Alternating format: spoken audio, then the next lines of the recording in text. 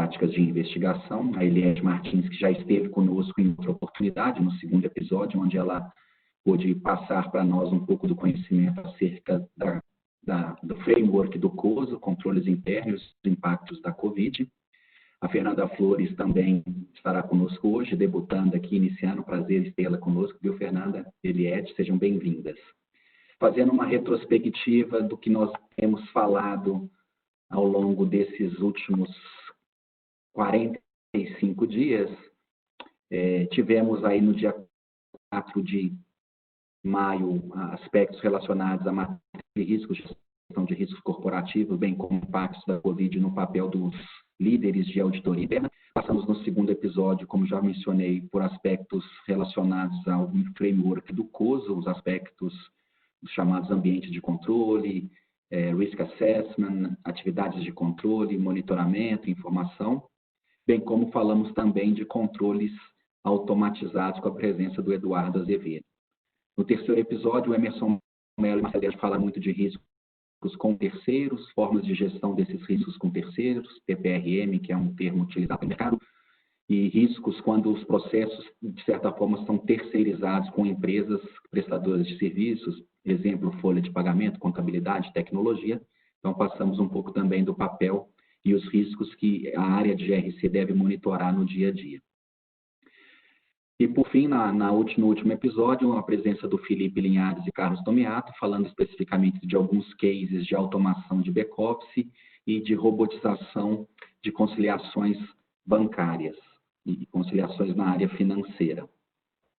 Hoje, então, falaremos especificamente de assuntos relevantes, hot topics, ligados a duas legislações, que são regulamentos lançados nos Estados Unidos, mas que passam também a ter a exigência de cumprimento a esses aspectos regulatórios por diversas empresas que têm não somente ações negociadas na Bolsa de Valores, como é o caso, né, da Sarbanes-Oxley especificamente, mas também de transações com empresas americanas. Então, esse tema, sobretudo do FCPA, que são as práticas de corrupção para transações com governos, não necessariamente se restringe a empresas americanas ou empresas que tenham sede nos Estados Unidos. Se a empresa tem transações, vende em algum momento ou compra materiais e serviços de empresas americanas ou sediadas nos Estados Unidos, provavelmente ela vai ter que também observar esses requerimentos. Então, é um pouco disso que a Fernanda Flores vai falar. Então, passo aí a palavra para a Eliette, para que ela possa já começar a apresentar, sobretudo, os aspectos do Sarbanes-Oxley e a avaliação relacionada aos controles e riscos de demonstrações financeiras. Eliette, contigo. Obrigado. Obrigada, Laje. Bom, primeiramente, boa tarde a todos. Espero que todos estejam bem, estejam seguros. Obrigada, Laje, pela oportunidade de a gente falar de um tema que, na minha visão, é bastante relevante, né? Muitas vezes a gente se pergunta se SOX, obviamente, pela legislação acaba sendo aplicado, né, às empresas que são abertas, né, listadas no mercado norte-americano, mas, ao mesmo tempo, eu acho que a gente traz aqui uma série de temas, né, de assuntos que visam também a melhoria do ambiente de controles internos como um todo, né? Mesmo aquelas empresas que não são listadas, mas que tenham aí como objetivo aprimorar, né, as práticas de controles internos como um todo, tá? Então, começando, né, só para a gente poder resgatar um pouco o conceito, né, como o Laje colocou, quando a gente fala da lei, né, da Sarbanes-Oxley, é uma lei norte-americana que é aplicável àquelas empresas, né, que são abertas, listadas, né, tanto na New York Security Exchange ou na Nasdaq, né?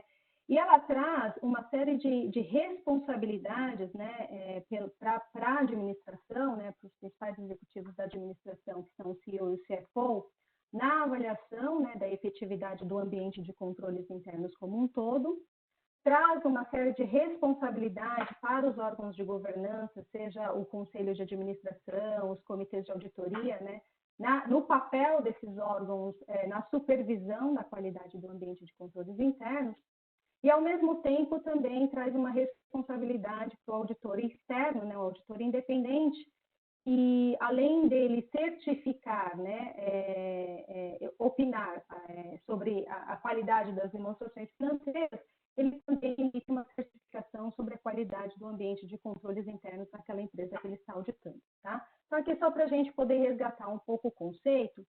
E para a gente começar aqui a discussão, né, acho que a ideia aqui é trazer mais alguns tópicos, né, que de fato são bastante debatidos, né, pelo regulador, né, e aqui resgatando o regulador da companhia aberta, né, nos Estados Unidos é a SEC, e ao mesmo tempo você tem um outro órgão regulador que é o PCAOB, que regula a atuação dos auditores independentes, né? E o PCAOB ele emite ali anualmente relatórios, né, relacionados às auditorias, né, à supervisão do trabalho do auditor independente, né? Então, aqui, só para a gente resgatar aqui alguns conceitos, primeiro, né, quando a gente fala da empresa que é aberta, a SEC deixa bem claro que é de responsabilidade tanto do CEO e do CFO da companhia garantir a qualidade, né, do ambiente de controles internos daquela empresa que está listada, né? Então, ela deixa claro que essa responsabilidade é do CEO e do CFO, tá? Ao mesmo tempo, desculpa que estava passando, também deixa claro que a companhia, né, no processo de avaliação do seu ambiente de controles internos, ela tem que deixar muito bem documentado e guardar essa documentação que foi utilizada como base para fazer a avaliação desse seu ambiente de controles internos como um todo. E aí, diante disso, o que é sempre colocado, né, e a SEC, de novo, ela tem intensificado tanto o questionamento e muitas vezes até sancionado, né, CEOs e CFOs sobre o quanto que estes profissionais, de fato, eles se envolvem, né, ou se envolveram, né, na discussão e na revisão do ambiente de controles internos para respaldar todas as certificações, né, que são emitidas e publicadas ao mercado, né? Então, aqui é um ponto de questionamento, de reflexão para as companhias, trazendo a responsabilidade deste processo ao CEO e CFO, que devem se envolver, devem discutir com as áreas que são com as áreas de GRC na avaliação da efetividade desse ambiente de controles internos, tá? E aí, um outro ponto que eu queria destacar, como eu falei inicialmente, né, o PCAOB, que é o órgão que regula a atuação dos auditores independentes, ele faz supervisões, né, periódicas sobre a qualidade dos trabalhos dos auditores, né? E, consequentemente, é um órgão que emite periodicamente relatórios ao mercado com os principais apontamentos que foram identificados na avaliação, na supervisão dos auditores, né? Só que aqui cabe uma reflexão que muitas vezes os apontamentos que, por sua vez, são apontados, né, aos auditores independentes, as companhias também devem fazer uma reflexão se de fato esses problemas que foram levantados também não impactam, né, não fazem a gente refletir que há uma necessidade de melhoria no próprio self-assessment da administração, que também é responsável por certificar a qualidade do seu ambiente de controles internos, tá? Então, para começar a nossa discussão, aqui eu vou trazer os principais apontamentos, né, os principais temas que estão sendo debatidos, né, hoje no mercado, que são reportados principalmente nos relatórios do PCAOB, e que, de novo, né, visando aqui, pensando que a gente está no meio do ano, né, todo o planejamento de SOX ele já se iniciou, para que vocês possam considerar esses temas na avaliação de todo o planejamento da avaliação do ICOF desse ano, tá? Então, a primeira observação é que o ICOF, né, que é todo o controle relacionado ao seu processo de fechamento contábil e de elaboração de demonstrações financeiras que serão divulgadas ao mercado, ele continua sendo, né, uma área de foco, né, do regulador. E que se questiona muito, né, o quanto que o processo de mapeamento, o risk assessment que é feito, né, de fato captura todos os riscos que são relevantes e que são apropriados ao processo, né? Coloca também em questionamento o quanto que a administração, né, na execução dos seus procedimentos de walkthrough, nos seus procedimentos de teste de desenho, de teste de efetividade, também estão capturando todos os elementos que são, de fato, importantes, né, para que você tenha uma segurança sobre a qualidade do seu ambiente de controles internos. E deixando bem claro que quando você faz esse processo, tem que ter uma clareza da diferença, né, do que são atividades e controles, né? Então, o que a gente busca na avaliação do seu ambiente de cofre é, de fato, você ter controles internos formalizados e efetivos para mitigar os riscos que foram mapeados no seu processo, né? Então, aqui, eu acho que a principal reflexão que a gente tem que ter, né, é que no processo primeiro de mapeamento, de walkthrough do seu ambiente de controles, tem que se atentar a um conceito do COSO, que é o quê? Que em toda formalização, você tem que procurar identificar como a transação ela é iniciada, ela é autorizada, ela é registrada, ela é processada, até apresentada nas demonstrações financeiras, né? E todos os riscos que são relacionados a esses passos, eles têm que ser devidamente capturados, né? O que tem sido bastante debatido, né, e questionado nesse processo é que muitas vezes os próprios fluxogramas, as narrativas, as matrizes de riscos e controles de um processo que é considerado chave, né, ele se preocupa mais ele captura, na verdade, determinados passos do processo, né, mas não o processo como um todo. Então, por exemplo, se você está falando de um processo de vendas, né, no seu risk assessment, se você está considerando os riscos relacionados ao início de uma venda, né, por exemplo, riscos relacionados à aprovação de preço de venda, como esse preço de venda é registrado nos seus sistemas, né, de tecnologia da informação, como que são mapeados os respectivos controles. Ou seja, né, aqui o ponto principal de atenção, de novo, né, é você olhar o seu processo que é relevante e olhar se todos os elementos, desde o início até o registro, de fato, até o registro e o impacto na divulgação das demonstrações financeiras, eles foram devidamente capturados. E aí, neste processo, você passa também por todas as questões de quais são os sistemas que são diretamente relacionados àquele processo, como que esses sistemas, né, se eles foram considerados como base para uma avaliação de GITC, que eu vou abordar um pouquinho mais para frente, né, quais são os procedimentos, as políticas que são consideradas nesse processo de mapeamento também, tá? Então, aqui, de novo, o ICOF é uma área bastante relevante e bastante questionada pelo regulador, tá? E aí, no processo de risk assessment e de avaliação também desse ambiente de controles, um outro tema que a gente tem que levar bastante em consideração é o que a gente chama de multiple locations, né?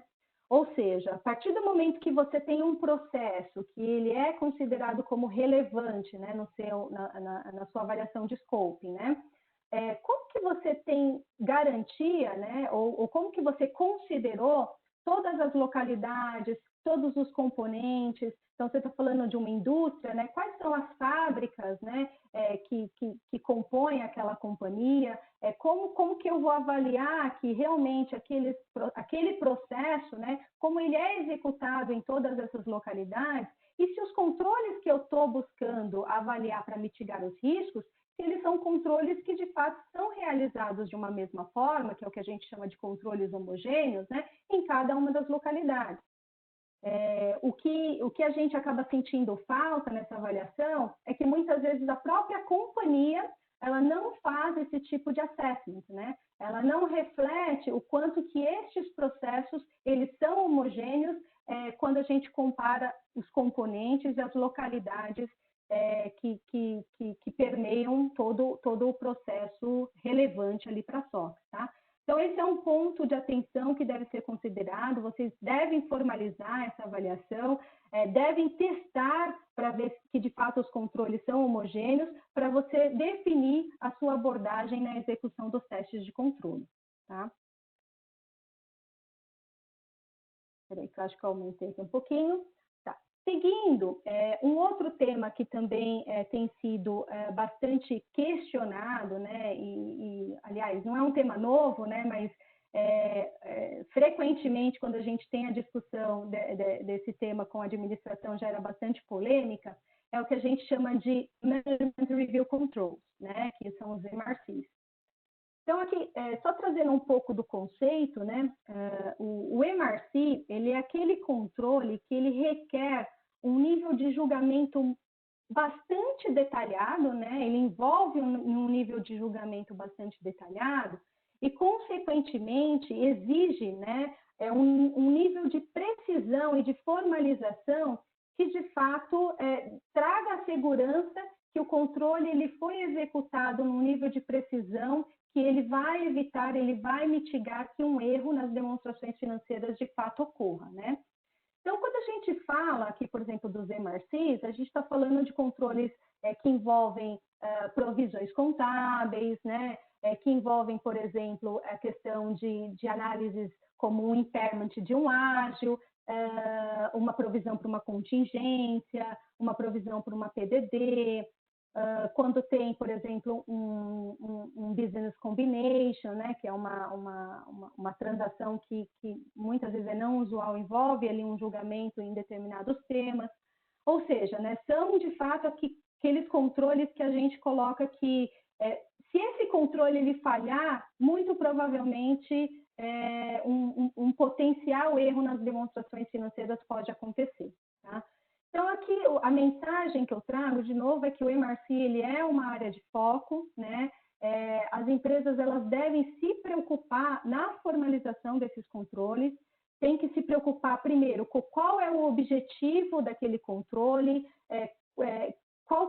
quais são os elementos críticos na execução daquele controle, o que eu considero, né, como que a gente fala, os critérios de investigação, ou seja, né, quais são as premissas, né, que se caso ocorra algum desvio na execução daquela avaliação que eu estou fazendo, quanto que é um desvio esperado, né, na execução desse controle. Ou seja, todas essas métricas, elas devem estar muito bem documentadas, tá? Então, se eu pego um exemplo, por exemplo, de impairment, o que às vezes a gente acaba vendo, né, na discussão com o cliente, é que ele tem lá a formalização de uma tabela, né, falando de todos os passos que ele considerou na avaliação do impairment, e tem a assinatura final do controller, do diretor financeiro em si.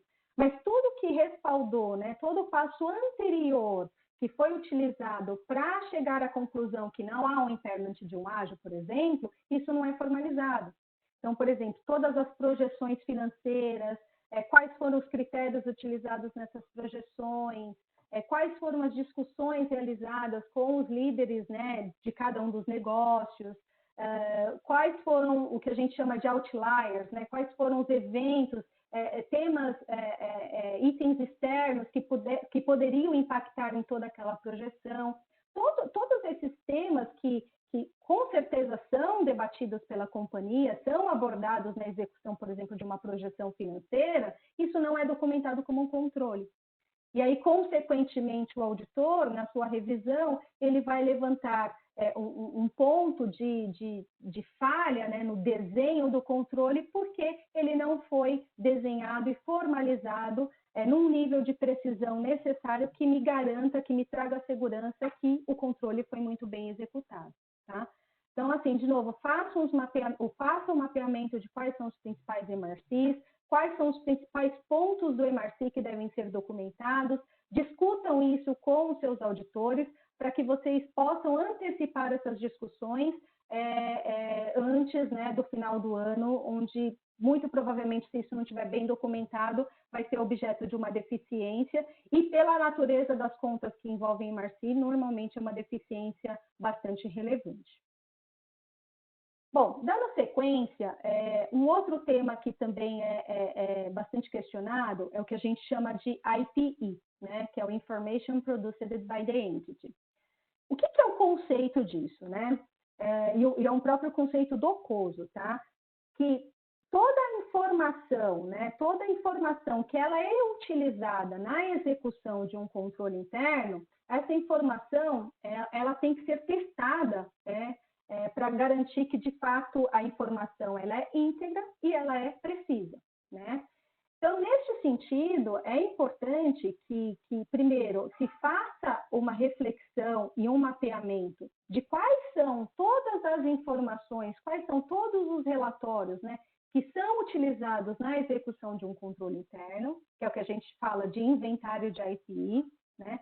Para cada um desses relatórios, avalie 3 conceitos que são extremamente relevantes. Primeiro, que os dados daquele relatório, né, que foram imputados para a geração daquele relatório, são dados precisos, né?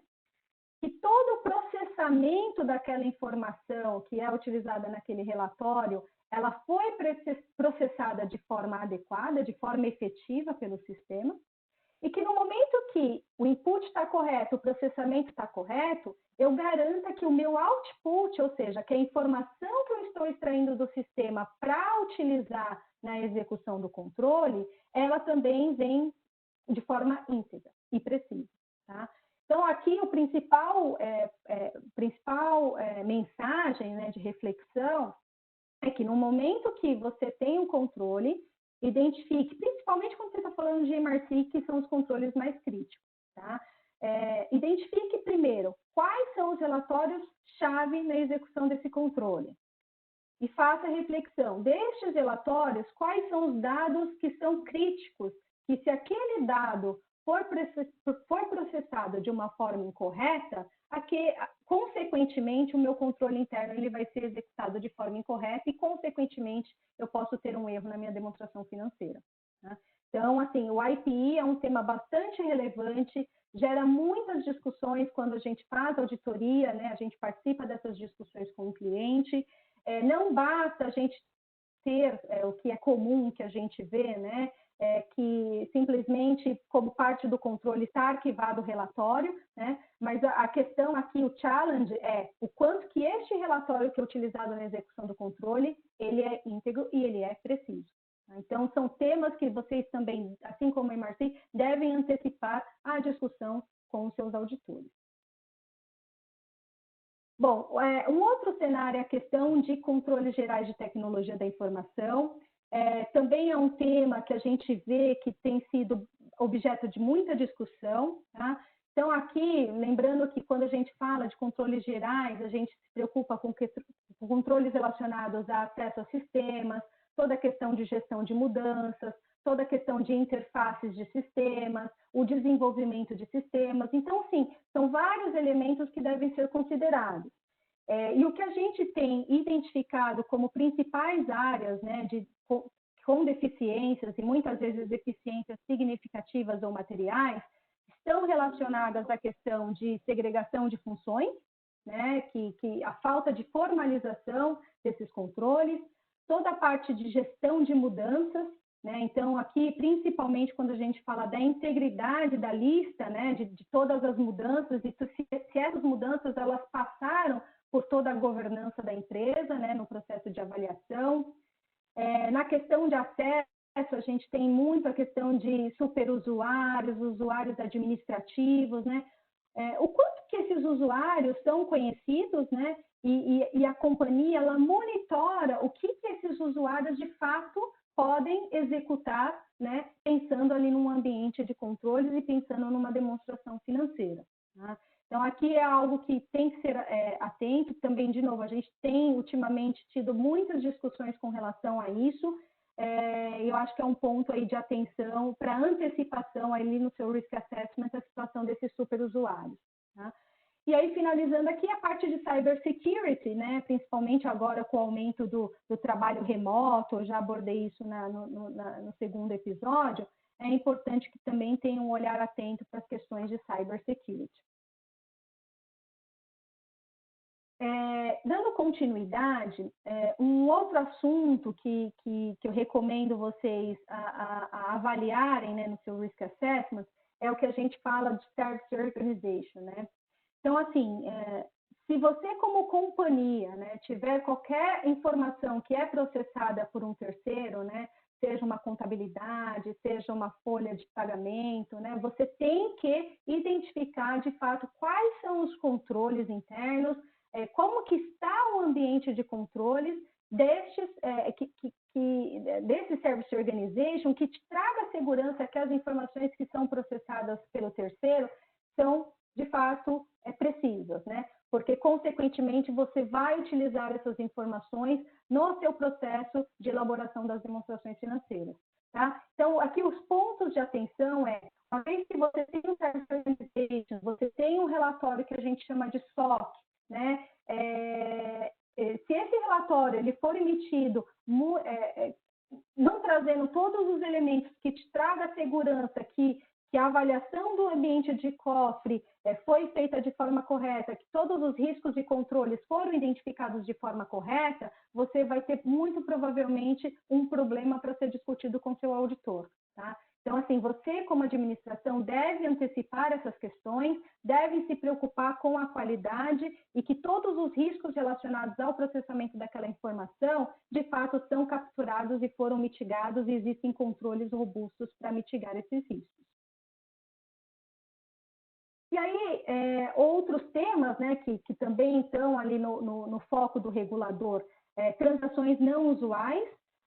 Aqui, muitas vezes, a gente acaba sendo questionado, né? Poxa, mas é uma transação não usual, né? Ocorreu ali no final do ano, a gente não tinha ciência dessa situação.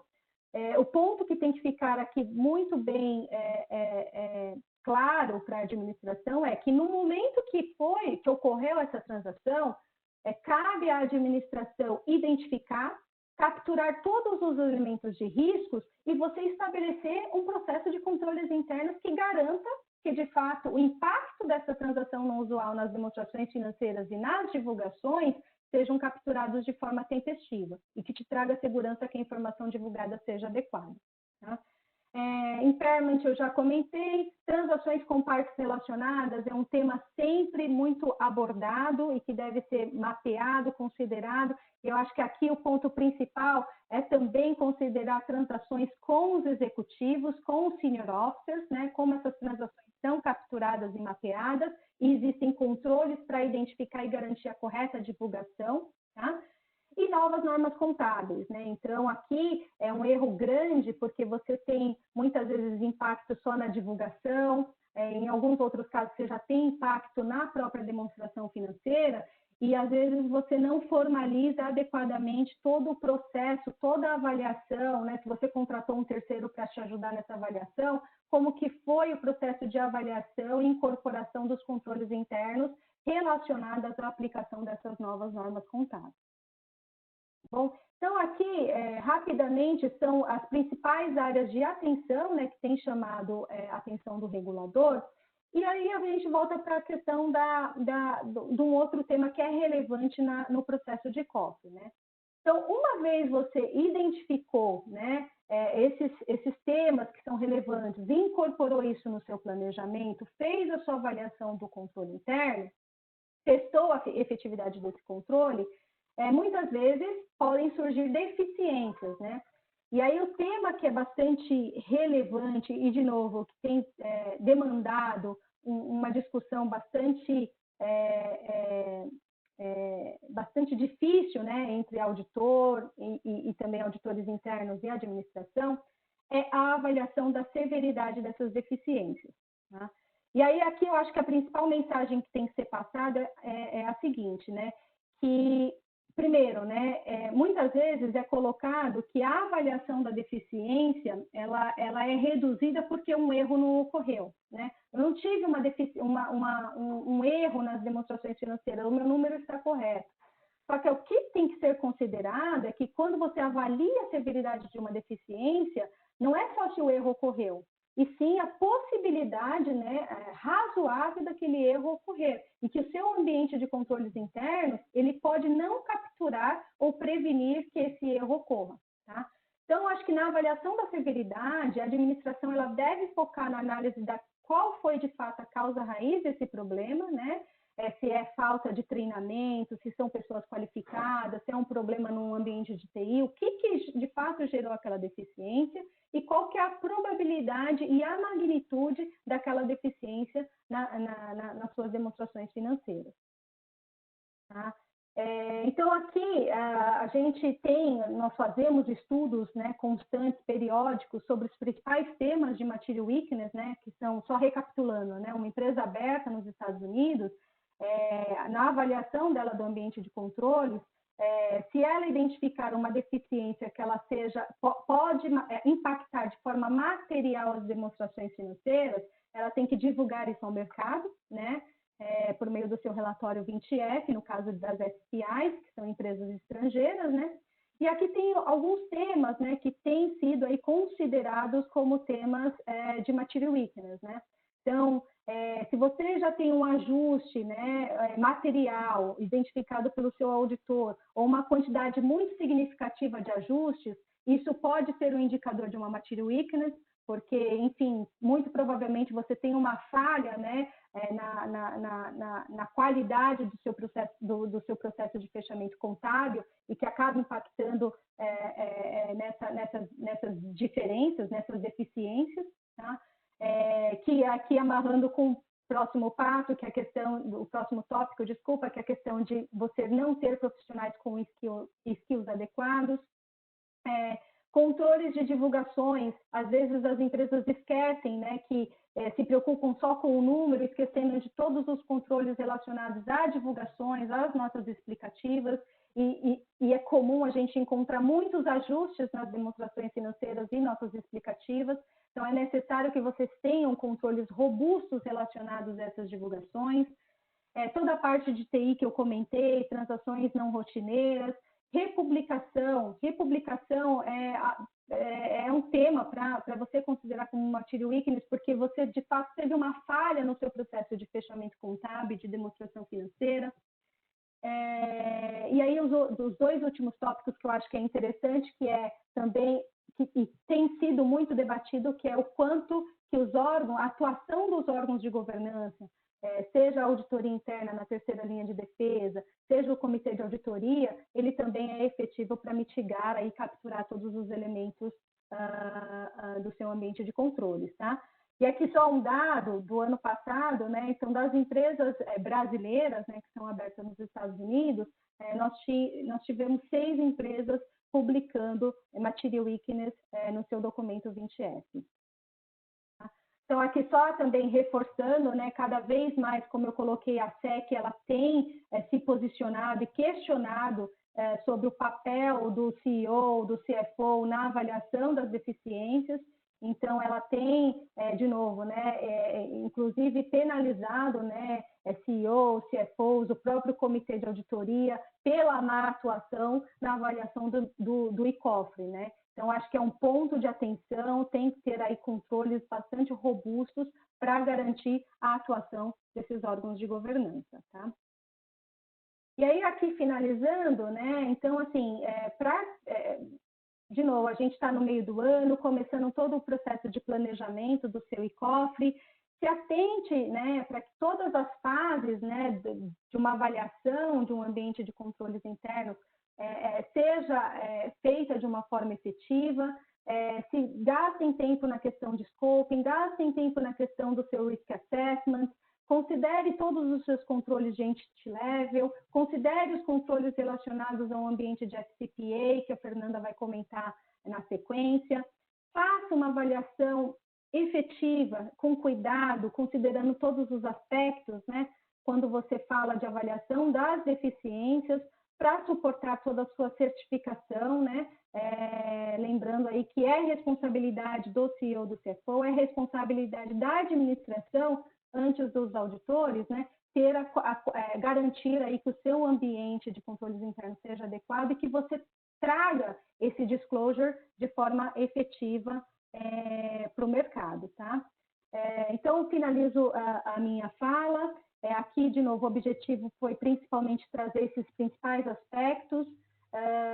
Eu fico à disposição. A gente tem profissionais aqui que debatem o tema, né, SOX com bastante frequência. Então, fico à disposição para eventuais dúvidas, caso vocês queiram, se sintam confortáveis em conversar conosco, tá?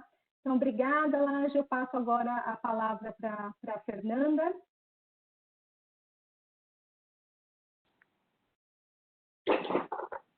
Obrigada, Eliette. Consegue me ouvir? Sim, está perfeito, Fernanda. Obrigada. Deixa eu pilotar aqui. Opa.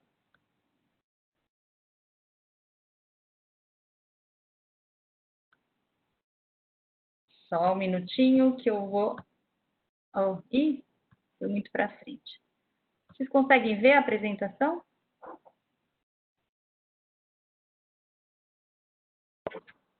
Sim, você. É o Laje que está falando? Isso. A Eli passou para mim o comando? Sim. Passei sim, Fernanda. Você quer que eu te ajude?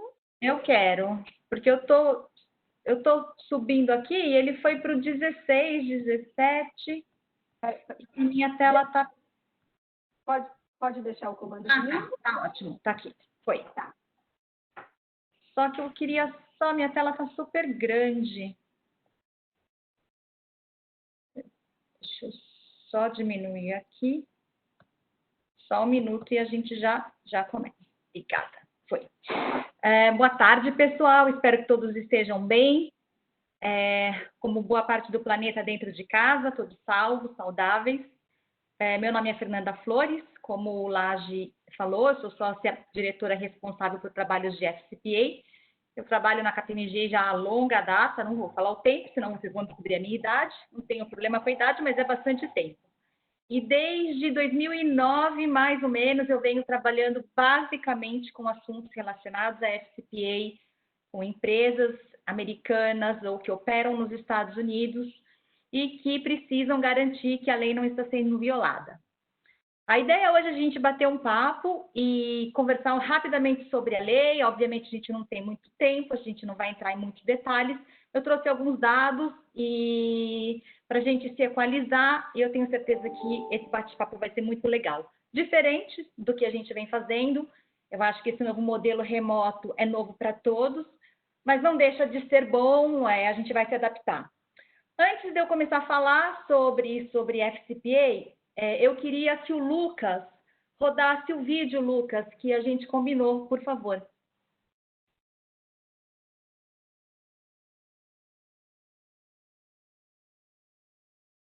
Lucas? Só um minuto. Obrigada. ¿Qué hay? La raíz de la esclavitud,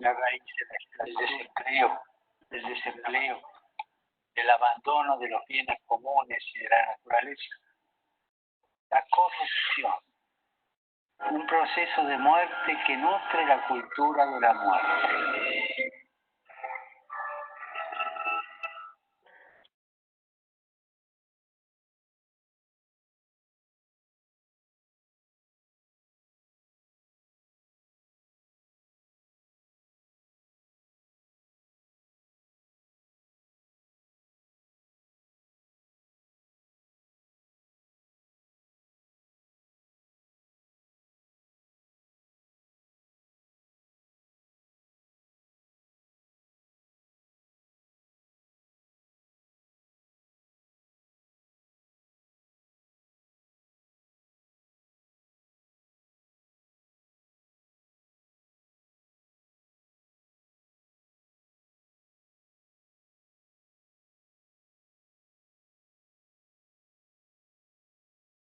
Obrigada, Lucas.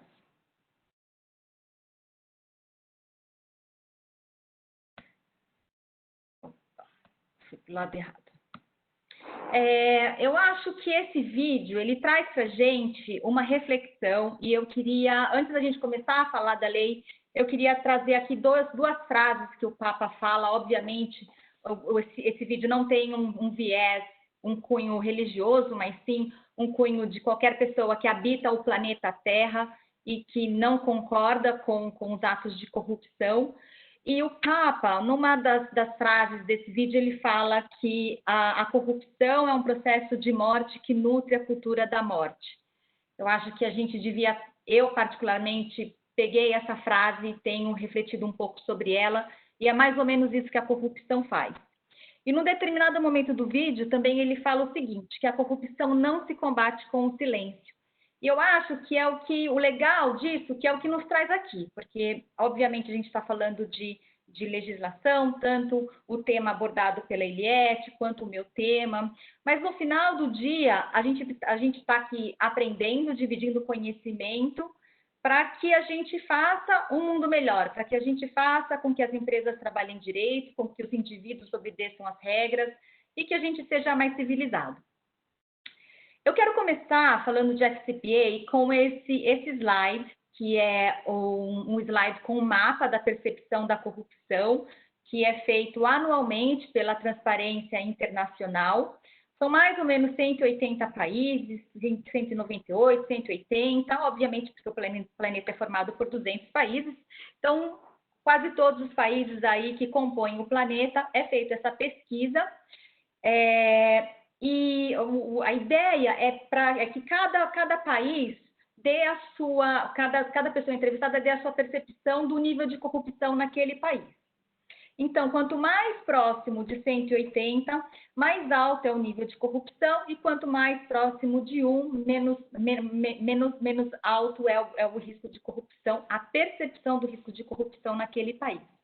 Se a gente olhar esse mapa aqui como um todo, a gente vai ver que a humanidade não deu certo, porque a gente vê o mapa quase todo vermelho, bem vermelho, assim, 90% do mapa, e alguns países amarelos, outros mostardas, mas definitivamente a gente vê que a corrupção é uma praga, é um mal que faz parte do mundo e que cabe a nós combater.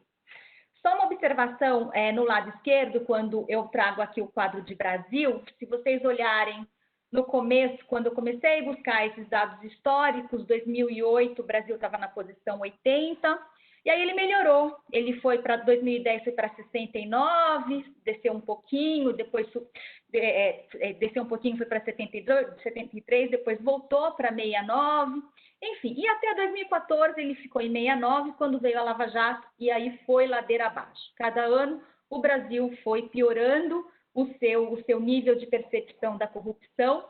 Não significa que está mais ou menos corrupto, mas significa que as pessoas estão percebendo mais a corrupção no Brasil.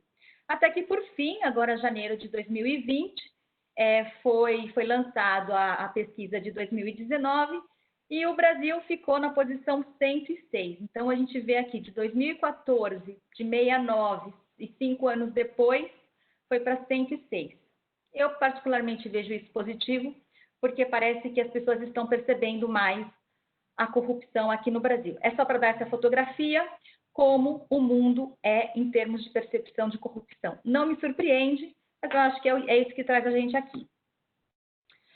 E aí, falando de legislação de anticorrupção, isso aqui é só para ilustrar para vocês perceberem que realmente o combate à corrupção é uma pauta global. Eu poderia encher esse mapa mundi de diversos países com leis anticorrupção, mas obviamente não teria espaço, ficaria muito poluído. Eu trouxe alguns para exemplificar e hoje a gente vai falar da legislação americana de combate à corrupção, que é a primeira, a mãe de todas as leis no combate à corrupção, e aí as leis subsequentes foram melhorando, copiando, e cada país com a sua realidade. Qual é o objetivo da gente falar agora de um pouquinho da lei? A gente não vai entrar em muitos detalhes, mas para a gente nivelar, tá? A lei foi promulgada em 1977, ela tem já uma certa idade, 43 anos, e o objetivo dessa lei é combater a corrupção fora dos Estados Unidos. É esse o primeiro objetivo. Ah, mas pode pagar propina dentro dos Estados Unidos? Não, não pode, porque lá dentro existe uma outra legislação que proíbe pagamentos de propina dentro dos Estados Unidos, mas que não é FCPA. Então, FCPA apenas para pagamentos de propina a agentes públicos fora dos Estados Unidos. A lei também tem como objetivo trazer maior transparência para os relatórios financeiros, para os balanços, e também criar uma melhor condição de igualdade para a concorrência, equilibrar. Quem pode competir de igual para igual compete, quem não pode, não compete. E aí são dois dispositivos, basicamente, que a lei tem. O antissuborno, que é essa questão de não pagar propina para agentes do governo fora dos Estados Unidos e o dispositivo dos relatórios financeiros que eles chamam de Books and Records, tá? Isso significa que toda empresa tem que ter acuracidade, todos os registros com todas as transações devem estar devidamente registradas na contabilidade. É esse o objetivo. E aí, a quem se aplica a lei? Antes da gente falar das violações, a lei se aplica basicamente às empresas americanas ou não que operam nos Estados Unidos e a indivíduos. Quem são os indivíduos? Americanos ou não, em geral, gestores das empresas que operam nos Estados Unidos, sejam americanas ou não. Eu acho que o mais importante, eu vejo às vezes algumas dúvidas, as pessoas falam, mas eu trabalho numa empresa, a Petrobras é um bom exemplo, que é brasileira e que está sujeita à FCPA, mas porque ela opera no mercado americano e porque ela está listada na Bolsa de Valores americana. Aproveitando que a gente falou Bolsa de Valores, a gente vai falar duas sopas de letrinhas, que são super americanas, esses acrônimos super comuns na vida americana e que a gente não está muito familiarizado. Um deles é a SEC, como a Eliette falou bastante vezes, que é a Security Exchange Commission, que equivale à nossa CVM, que também é o guardião de FCPA na esfera administrativa, e a gente vai falar do DOJ, que é o Department of Justice, que é o guardião de FCPA também na esfera judicial. Basicamente como aqui no Brasil, com a nossa legislação anticorrupção. A gente tem a CGU na esfera administrativa e a gente tem o Ministério da Justiça na esfera judicial. E aí, violou a lei, o que acontece? Para a empresa, o que acontece com os administradores? Gestores, diretores, acionistas, e aí, obviamente, a investigação vai dizer quem vai ser penalizado. Então, a gente tem aqui, para a disposição de antissuborno, a gente tem penalidade de multa para a empresa, multa para o indivíduo, para o gestor, ou quem quer que seja apurado como, seja acusado e seja condenado, ou que quer que seja feito acordo, o que quer que seja, existe uma multa, tanto para o indivíduo quanto para a empresa, e a parte boa é que o indivíduo vai para a cadeia. Ele pode ficar até 5 anos na prisão, violando o dispositivo antissuborno. E quando viola o dispositivo de Books and Records, que é o registro contábil. Multa também para a empresa e multa para os indivíduos. E aí, nesse caso, até 20 anos de prisão. E isso acontece de verdade. O pessoal tem ficado 5 anos, 15 anos acontece. Tanto é que no tempo, na época da Lava Jato, o que o Sérgio Moro estava fazendo aqui no Brasil, ele estava tendo como referência as penalidades, o tempo de prisão aplicados em FCPA. Então, foi uma boa referência e isso estava variando 5, 10, 15 anos. Tá? Penalidades cíveis para cada violação, passivo cível também com concorrentes que podem se sentir prejudicados, obviamente, e isso causa um desequilíbrio no mercado. Processo por parte dos acionistas, a Petrobras novamente é um bom exemplo, porque existe um número enorme de ações nos Estados Unidos, trazida por acionistas, em geral ações coletivas, de muitos fundos muitos chamados os fundos abutres, ou não, ou somente investidores, mas definitivamente pode sim haver uma ação trazida pelos acionistas, porque foram lesados. E controle regulatório adicional, e aí vai variar um pouco, aí entra no leque maior. As multas aplicadas aos indivíduos, elas não podem ser pagas pelo empregador. E isso é muito bom, porque o gestor, ele é responsável, ele é o guardião da empresa, e se alguma coisa aconteceu, ele deveria ter visto, se ele não viu, ele falhou, e a defesa dele, a multa dele, quem vai pagar é ele. Eu costumo dizer que as pessoas têm 2 rins, e ela vende um rim, fica com outro, e com um rim que ela vendeu, ela vai pagar parte do processo, provavelmente não vai dar, porque um rim nos dias de hoje não é tão caro e as multas são super altas. E aqui eu trouxe alguns dados bem interessantes, são dados estatísticos para a gente se situar como que o governo americano vem trabalhando na fiscalização e aplicando a lei. Esse quadro esse gráfico traz o número de ações de execução impetradas pela SEC e pelo DOJ, para a gente ter uma referência aí de histórico, um timeline para a gente ver qual é o apetite do governo americano de investigar e de impetrar ações. E, obviamente, isso é um bom negócio para o governo americano, porque a gente vai ver depois das multas, quanto mais ele investiga, quanto mais, como eles falam, enforcement, quanto mais enforcement eles têm, obviamente nivela e acaba um pouco com a corrupção, obviamente não vai acabar, mas diminui a corrupção e é um bom negócio para o governo. Se a gente olhar, só para lembrar, FCPA foi promulgada em 1977, e se a gente olha esse timeline de 77 até 2006, estava mais ou menos uma água morna. Parecia que a lei estava um pouco engavetada e as pessoas não se lembravam dela. De repente, alguém lembrou, tem uma lei e a gente pode fazer muito dinheiro com ela, a gente pode melhorar o mercado, a gente pode penalizar as empresas, enfim, uma série de considerações devem ter sido feitas. E se a gente perceber, até 2006, as ações não passavam de 10. 2007 começou, o governo acordou e deu um salto de 300%. DOJ tinha 6 ações, foi para 22 no ano seguinte. SEC tinha 8 ações e foi para 21 no ano seguinte. Então, isso, qual é o objetivo que eu queria mostrar para vocês? Mostra que o governo realmente está atento com isso. Vocês olham aqui, o ano de 2016, foram 29 ações impetradas. O governo está investigando, o governo está combatendo a corrupção por diversos fatores, não importa. Existe uma lei e ela deve ser obedecida, e a corrupção é o que o Papa falou. Ela nutre a cultura da morte.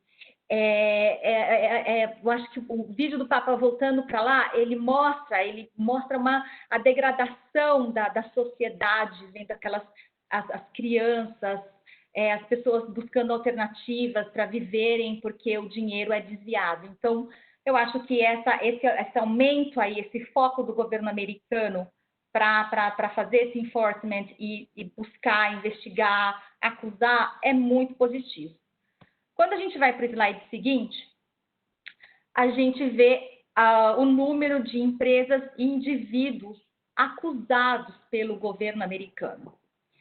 E aí, a gente também, associando com o gráfico anterior, a gente vê que, coincidência ou não, 2006 também foi o marco. Eu acho que a gente tem que fazer essa divisão antes e depois de 2006. Se vocês se lembrarem, teve a investigação da Siemens, e a Siemens definitivamente foi também um divisor de águas quando a gente fala de enforcement de SEC, DOJ, porque a lei estava, como eu falei, estava um pouco na água morna, e aí, de repente, começou a dar um salto. Então, a mesma coisa que acontece com a acusação de empresas e indivíduos, até 2006, as acusações não passavam de 10, e a partir de 2007, as acusações dobraram, se triplicaram. Se vocês olharem aqui na observação que eu fiz em 2019, DOJ e SEC acusaram 25 empresas e 41 indivíduos.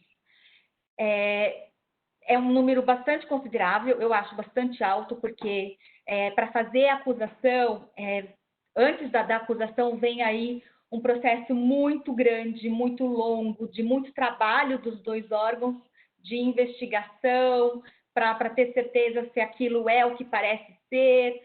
E um detalhe que é legal dividir com vocês, em geral, as investigações, elas chegam nos órgãos por meio de uma denúncia. E aí os órgãos recebem um canal de denúncia, recebem a alegação no canal de denúncia, e eles começam a investigar. E desde 2001, quando teve a falência, o escândalo da Enron, os Estados Unidos têm uma lei chamada Dodd-Frank, que são 2 senadores, que propuseram que o denunciante receba um prêmio, é uma compensação caso a alegação dele seja confirmada. Então, isso é um bom negócio também para os indivíduos que fazem a alegação e, se for confirmado, eles recebem aí um prêmio, muitas vezes de acordo com o valor da multa que a empresa vai pagar, enfim, tem aí um benefício e muita gente fica milionário. Mas que não, eu acho que une o útil ao agradável, tanto a pessoa que denuncia está fazendo a sua parte de cidadão e também vai receber um prêmio. Então, eu acho que isso acaba estimulando, isso estava dentro, voltando para o nosso, vindo para o nosso cenário brasileiro, isso estava dentro da proposta lá das 10 medidas de combate à corrupção, que foi toda desfigurada, não passou, mas me parece ser uma boa alternativa. E aí, quando a gente olha para os setores e para os países, isso aqui foi um dado que eu achei super legal trazer. A gente tem, no total, desde o início da FCPA, lá em 77, a gente tem 293 investigações em 15 setores, e aí eu coloquei aqui os setores do lado esquerdo e os países do lado direito, em mais de 100 países. Eu tive o trabalho de somar, a lista de países era enorme, eu tive o trabalho de somar todos, e eu encontrei 104, 105 países, mais ou menos isso. E aí, se vocês verem os setores que encabeçam as investigações de FCPA, a gente tem o setor de óleo e gás, obviamente, recursos naturais, está aí a Petrobras de novo, que não nos deixa mentir. A gente tem o setor de aeroespacial, de defesa, que aí são aviões, indústria bélica, enfim, então tem aí um leque. E o terceiro lugar vem da indústria de saúde, de healthcare, que muitos de vocês, eu sei que a gente tem algumas pessoas aqui, alguns dos nossos convidados que são da área da saúde, eu vejo aqui o pessoal da Oncoclínicas, Biomédica, Unimed, então esse pessoal sabe exatamente o risco que é esse setor, e não que os outros setores não tenham risco, mas o risco é menor. Eu acho, principalmente em tempos de pandemia, a gente tem, um setor que tem chance de ir lá para cima, encabeçando a lista, o primeiro lugar, se as empresas não tiverem os seus controles eficientes. Mas isso aqui é para ilustrar aí a sensibilidade dos setores. O país encabeçando as investigações de FCPA é a China. Na sequência vem o Iraque, depois Nigéria e o Brasil, infelizmente, vem no 4º lugar. Não é uma posição que a gente devia se orgulhar, eu queria que a gente estivesse lá embaixo, mas infelizmente a gente está na 4ª posição. E eu acho que essa fotografia nos diz que a gente tem que trabalhar mais para melhorar, para combater a corrupção aqui no Brasil e, obviamente, combatendo aqui, a gente combate ao longo do globo. Aqui eu trouxe para vocês uma tabela que eu chamo de Top 10, que são as 10 maiores multas aplicadas pelo governo americano. Encabeçando, a gente tem a Airbus, isso é muito recente, foi em janeiro desse ano, quase 4 bilhões de dólares. Depois a gente tem a Odebrecht, que foi, se vocês se lembrarem lá do escândalo da Lava Jato, só que esse valor aí, ele vai ser pago durante muitos anos e vai ser um pouco diferente. A gente tem a Petrobras na 3ª posição, também Lava Jato. A gente tem a Ericsson, que é uma surpresa, a posição 4 e 5 são 2 empresas suecas, e do ramo de telecom, ambas operando em telecom. A Telia cometeu um crime de violação de FCPA lá no Uzbequistão. A gente tem a Rússia também na 6ª posição, que também foi nicho de corrupção no Uzbequistão. A gente tem a Siemens, como eu falei para vocês, até lá atrás, quando a gente estava falando do gráfico, 2006, a princípio a gente era basicamente a Siemens. E se vocês olharem, a Siemens ficou na primeira posição até 2016, 2015, alguma coisa assim, acho que foi 2016. E ela ficou quase 10 anos na primeira posição e, de repente, em 4 anos, ela foi para a 7ª posição. Então, a gente vê que realmente é uma pauta do governo americano, é um bom negócio para eles, é uma forma de fazer dinheiro e uma forma de fazer um mundo melhor. Aí a gente tem aqui a Vimpelcom, da Holanda, a Alstom, da França, 2014, e o Société Générale, na França, de 2018. Se vocês olharem aqui o timeline, o tempo, nessa coluna verde, onde eu pus o ano, existem poucas multas altas até 2014, 2016. Então, o governo estava investigando ou estava aliviando, o que quer que seja, e aí de 2014 para frente começaram a vir as multas, veio Petrobras, veio Telia, Odebrecht, agora Airbus, se vocês verem a distância, a Odebrecht, o acordo é diferente, mas vai ficar muitos anos, enfim. Mas olha a distância da Petrobras para a Airbus, 1,7 bilhões para 3,9, 4 bilhões, a diferença é bastante grande, mas eu acho que a parte boa, a mensagem é, o governo americano está atento. E aí aqui, por fim, esse é meu último slide, eu quero dividir com vocês o que o governo americano vem fazendo. E aí, nesse momento de pandemia, obviamente, eles sempre fazem um update, que eles chamam de DOJ Guidance, que é o Department of Justice Guidance. É um documento preparado para os procuradores de justiça que fazem as investigações, e é dessa forma que eles avaliam se as empresas estão violando o FCPA ou não. Quem tiver curiosidade, entra na internet, coloca FCPA Guidance DOJ, e ele foi lançado, ele foi divulgado na semana passada, se não me falha a memória, foi no dia 2, está super recente, está bem fresquinho e muito bom de ler. É um documento pequeno, obviamente tudo em inglês, mas eu acho que vale a pena dar uma lida para entender aí como que o governo americano julga, investiga se a empresa tem ou não um programa de compliance efetivo. E aí, dentro desse documento, são 3 perguntas que o procurador tem que fazer e ele vai respondendo. A primeira pergunta é se o programa de compliance ele está bem desenhado, ele é efetivo. E aí, dentro desse ele é efetivo, tem lá várias questões, que é esse círculo que eu fiz aqui ao lado, essa imagem, a gente vai falar um pouquinho dela. Ele faz uma outra pergunta, se o programa de compliance tem recursos adequados e se tem autonomia, se tem o apoio da alta gestão, se tem o tone at the top. E aí a gente volta lá para a apresentação da Eliette, quando ela estava finalizando, quando ela falou de material weakness, ela falou de tone at the top. O último item da lista dela era o tone at the top. Isso definitivamente é um ponto muito alto na investigação e no julgamento, quando DOJ e SEC definem se a empresa estava fazendo a parte dela como deveria fazer, conforme orientado, ou se estava fazendo só para cumprir o protocolo. E aí, por fim, a pergunta também que o procurador deve se fazer é se o programa de compliance, em practice, ele está... como que ele funciona? Ele apura, ele investiga, ele mitiga? Então, tem uma resposta? Acontece alguma coisa? O que é feito? Não é feito nada? Tem um canal? Não tem? Enfim, então eles têm ali uma série de perguntas e, obviamente, isso acontece dentro da investigação, que o procurador vai respondendo. E aí eu queria só finalizar aqui com essa ilustração, quando eu coloquei aqui dentro do círculo se o Is the Corporation's Compliance Program Well Designed?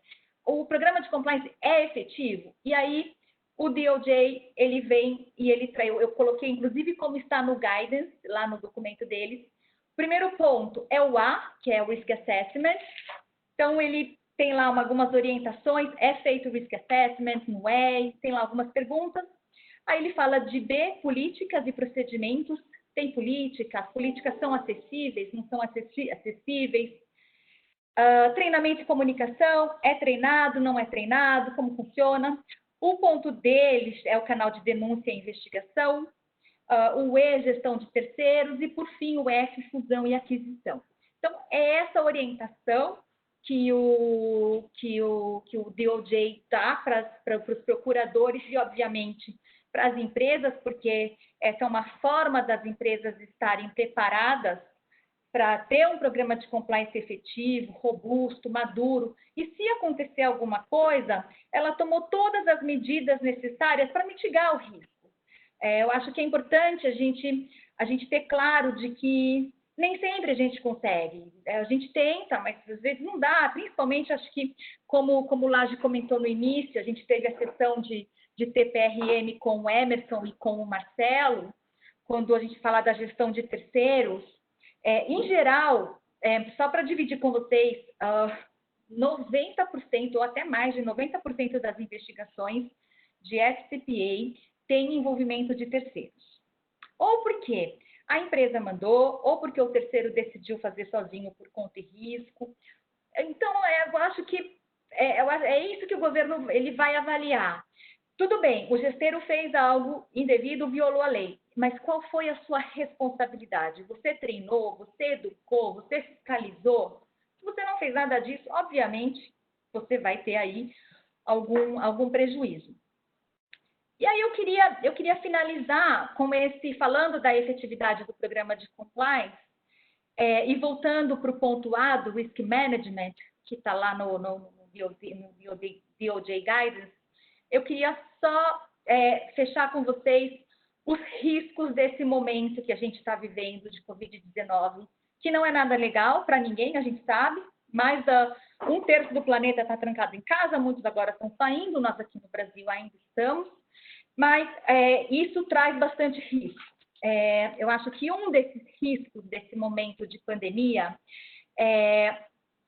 trabalhar de casa. Eu acho que eu tenho lido bastante sobre compliance, todo esse momento, e compliance muitas vezes não tem atenção agora, porque agora é sobrevivência, é fazer o negócio acontecer nesse novo formato, mas o trabalho de casa, ele aumenta alguns riscos, e aí eu acho que esse ponto do DOJ, do Risk Management, ele tem que ser reavaliado nesse momento de pandemia. Quando a gente fala de home office, de trabalhar de casa, trabalho remoto, a gente tem alguns problemas aí problemas de compliance que pode vir com o trabalho remoto, que pode ser conflito de interesse, proteção de dados. A gente tem a LGPD aí que está chegando e que foi prorrogada para o ano que vem, mas está chegando, e existem outras leis de proteção de dados na Europa e em outros países. Os treinamentos de compliance, então, que obviamente são remotos, ou muitas vezes agora não é o momento. Então, eu acho que, voltando para o ponto A de Risk Management, é um momento que os riscos devem ser reavaliados. A gente tem a questão das importações, obviamente, com todo esse número aí, essa pandemia sem precedentes, muitos itens sendo importados e, obviamente, nos últimos tempos, basicamente da China, porque é o único país que está operando. Então, a gente tem que ter essa atenção, importação, despachantes, fiscais, aduaneiros. A gente tem também a fiscalização de fiscais de trabalho, fiscal de impostos, e aí as empresas fazem tudo a qualquer preço para continuar operando. E a venda para o governo, não precisa, dispensa comentários, esse estado de emergência que nós, brasileiros, que o Brasil está e que muitos países estão, que dispensa a licitação, definitivamente aumenta o risco, e eu acho que por isso a gente tem que ter atenção no ponto A do Risk Management e avaliar os riscos, cada empresa avaliar o risco do seu negócio. É isso que eu tinha para falar para vocês. Foi muito legal participar dessa sessão virtual, bastante diferente, e eu tenho certeza que essa é a primeira de muitas. Laje, é com você. Obrigado, Fernanda. Se eu puder passar lá para deixar no próximo slide, aí ficam os nossos contatos e, eventualmente, se as pessoas... ok, deixou. Eventualmente, se tiver aí depois questões que não quiseram fazer aqui, a gente responde depois. Eu tenho aqui algumas perguntas, e aí a gente estimula também o público aí, se quiser mandar mais algumas. Eliette, tem uma aqui: qual seria o papel do Comitê de Auditoria na supervisão das atividades de Internal Control e Financial Reporting? Legal, Laje. Bom, obrigada pela pergunta. Acho que é um excelente tema, né? Porque muito se discute ali a a atuação, né, dos órgãos de governança, seja comitê de auditoria, seja conselho, né, na supervisão dos trabalhos de COFA, né. Só é importante resgatar que a própria lei Sarbanes-Oxley, ela tem uma seção específica, que é a 301, que traz responsabilidades específicas para o comitê de auditoria com relação ao ICOF, né? E também é importante destacar que, dependendo da bolsa que você for aberto, por exemplo, a própria NYSE, ela também tem uma seção específica com uma série de responsabilidades do comitê de auditoria relacionado ao processo de controles internos, tá? Então, assim, o comitê de auditoria, ele diante dessas regulamentações e também considerando boas práticas, ele tem ali a responsabilidade de supervisionar, sim, a efetividade desse ambiente, né? Então, é necessário que dentro do programa, né, Laje, do Comitê de Auditoria, o programa anual, ele considere pautas ali recorrentes, né, para discussão com os executivos, com o management sobre a qualidade desses controles.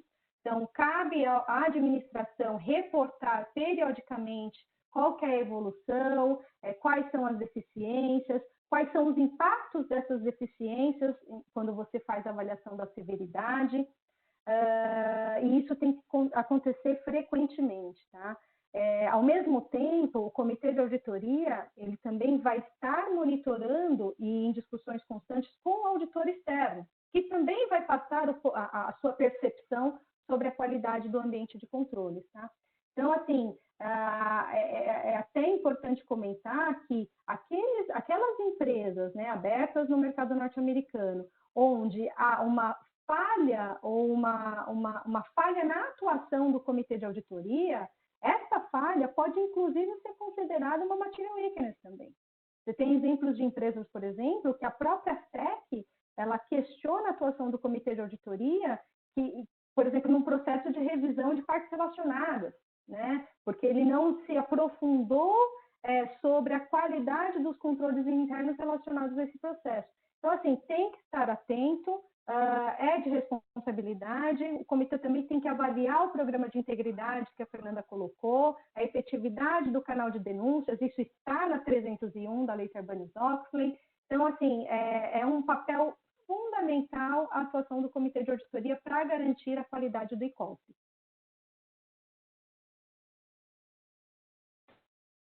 Fernanda, tem uma aqui para ti. As ações são apenas referentes à FCPA ou outras regulamentações americanas também, como Dodd-Frank? Muito boa essa pergunta. Esses números que eu trouxe são somente de FCPA. Tá? Então, e aquilo, existem diversas legislações dentro dos Estados Unidos e esses dados são especificamente de FCPA, das ações impetradas, aquelas ações de execução que eu mostrei o gráfico, que foi até 2006 estava na água morna, 2007 para frente os números triplicaram. Obrigado. Eliette, nessa linha aí, agora o pessoal desceu do comitê e vai para nível de C-level, né? O CEO e o CFO, que são as pessoas que normalmente têm que fazer ali a autodeclaração de que os controles internos são suficientes e, de certa forma, asseguram ou minimizam a exposição a riscos que suportam as demonstrações financeiras. A pergunta é mais na linha de como que esse CEO e esse CFO podem, né, de certa forma, dormir tranquilamente e quais os tipos de processos, formatos e práticas que eles podem estabelecer na companhia para que façam primeiro o monitoramento e façam com que toda a companhia esteja engajada em estabelecer esses controles. Ótimo, Laje. Também aí é um excelente ponto, né? Como eu tentei trazer na minha apresentação, né? A SEC ela tem intensificado muito o questionamento e sanções, né?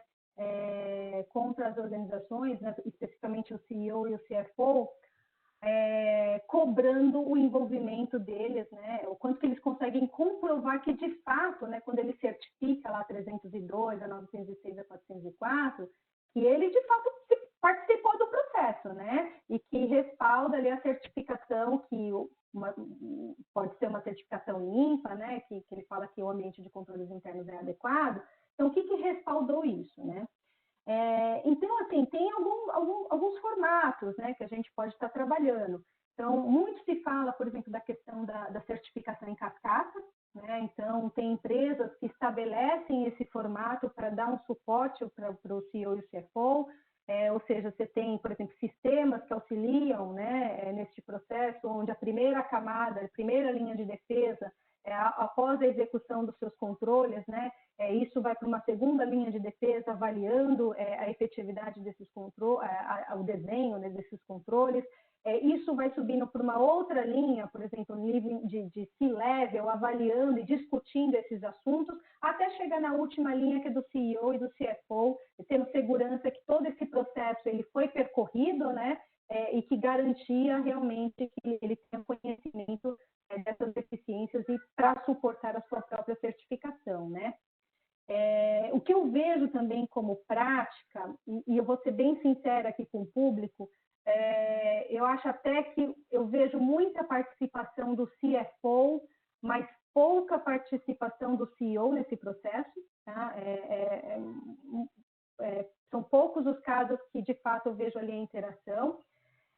Agora, o que ajuda também, trazendo como benchmark, tem organizações que, por exemplo, elas estabelecem reuniões de diretoria, né, de C-level semanais ou a cada 15 dias, e é pauta dessas reuniões trazer a questão do controle interno, né? Então, 1 hora dedicada para que o responsável por controle, que pode ser um diretor de controles internos ou a própria auditoria interna, traga um pouco o cenário desse ambiente, traga um pouco para discussão as principais deficiências, e ali naquele fórum, né, se for um fórum de fato efetivo, é debatido, é discutido, é avaliada a severidade, os impactos e eventuais planos de ação que têm que ser adotados, né?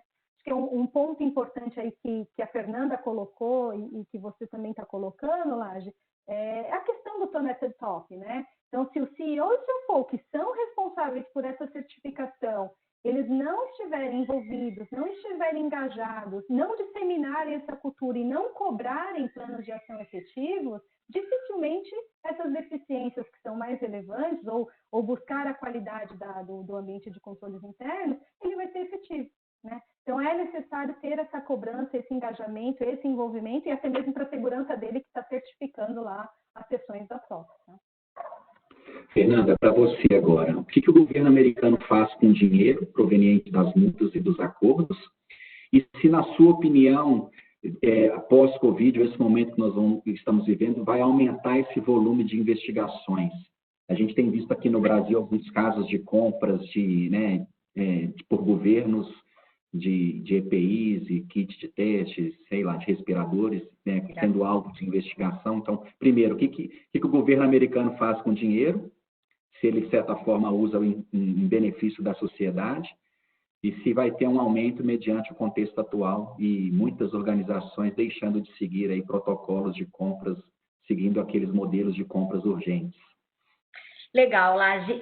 Eu vou dividir essa pergunta, essa resposta da pergunta 1, do que o governo faz com o dinheiro das multas, em 2 partes. Porque alguns acordos, um bom exemplo é o acordo da Odebrecht, que já vinha especificado o que seria destinado para cada ação. Então, a Odebrecht concordou com o governo americano que ela dedicaria tantos milhões para uma ação A, tantos milhões para uma ação B, e assim ela se comprometeu. E, obviamente, parte do dinheiro vai para o Tesouro Americano, quando não tem... no caso da Odebrecht, teve uma parte, sim, que foi para o governo americano, mas tem acordos que não têm esse foco social e essa distribuição em projetos e reverter para a sociedade. E aí, nesse caso, quando vai para o Tesouro Americano, o governo americano faz o que ele quiser com esse dinheiro. Eu brinco, eu falo, eles vão jogar pôquer, porque o dinheiro... definitivamente não existe uma orientação, uma legislação que diz o dinheiro vai investir em mais recursos para SEC ou DOJ. E essa pergunta é muito legal porque eu, particularmente, já algumas vezes fiz tive algumas discussões e busquei informações com alguns sócios da KPMG lá nos Estados Unidos, e muitos são ex-SEC, em geral, ex-SEC, alguns ex-FBI, mas esses SECs eu tenho muita comunicação e todos são unânimes. Não existe nenhuma obrigatoriedade, o que o governo vai fazer com esse dinheiro, entra no Tesouro e o governo faz o que ele quiser. Então, a resposta é, dependendo do acordo, projetos sociais retornam para a sociedade e parte vai para o governo americano e o governo americano faz o que ele quiser. E a segunda pergunta sobre o aumento de número de investigações após o Covid-19, essa eu acho que é a pergunta de $1 milhão. Eu já ouvi e li diversas opiniões.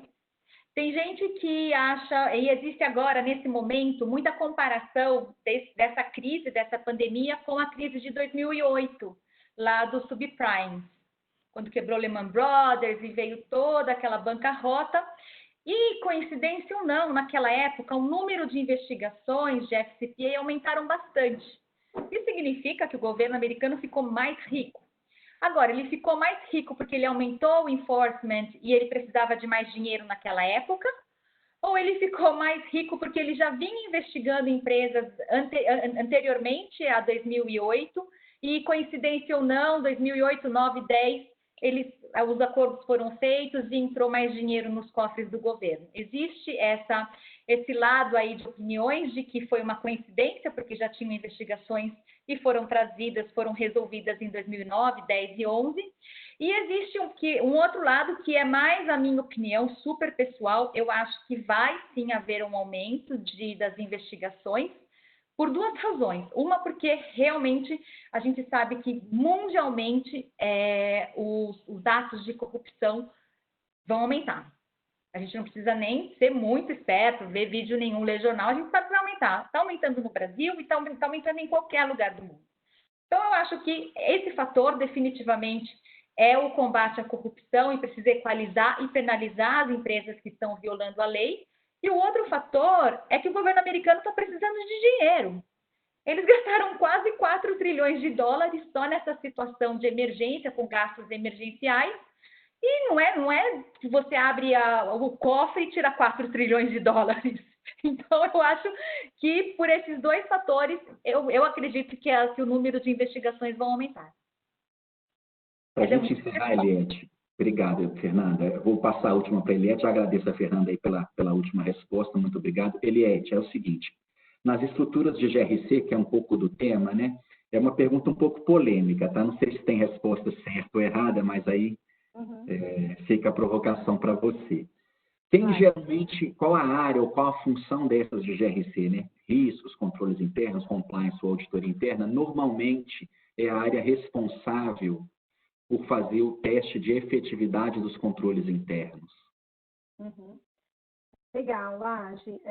De fato, eu vejo realmente como uma pergunta polêmica, no sentido que o que eu vejo como benchmark, né? Como a maioria das empresas que a gente tem contato, tem relacionamento, né?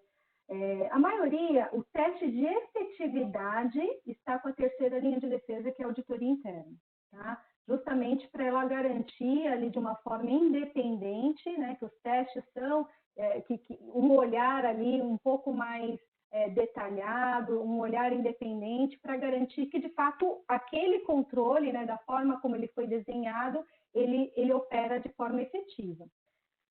Ao mesmo tempo, se tem discutido bastante por que a segunda linha de defesa, uma área de controles internos, não poderia executar, né, esse tipo de teste, né?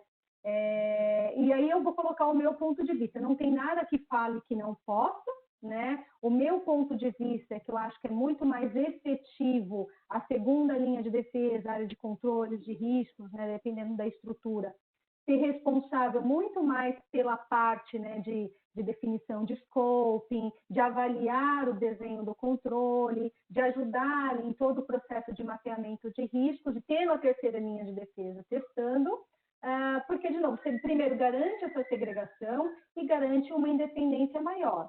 Agora, se a segunda linha de defesa ela vai garantir essa independência, vai trazer o conforto para o CEO e o CFO, que aquela análise ela foi a mais efetiva. Lembrando que você também tem um auditor independente testando. Então, de novo, você tem que ter um olhar ali bastante efetivo, não tem nada que impediria, né? Só que comum, benchmark, seria a terceira linha de defesa, que é o auditor interno, fazendo esses testes de efetividade. É o que eu mais vejo.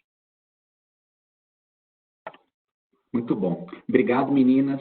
Tenham aí um bom resto de tarde. Para alguns de vocês, acho que nós de São Paulo teremos um feriado amanhã, né? Então, bom feriado para todos. Bom Dia dos Namorados na sexta-feira. A gente deve ter a continuidade do Fórum GRC, sobretudo com temas dessa natureza. A princípio, a gente deve ter o próximo episódio na semana de 22, possivelmente na sexta-feira, dia 26. Muito obrigado a todos pela participação e até mais. Um abraço. Obrigada.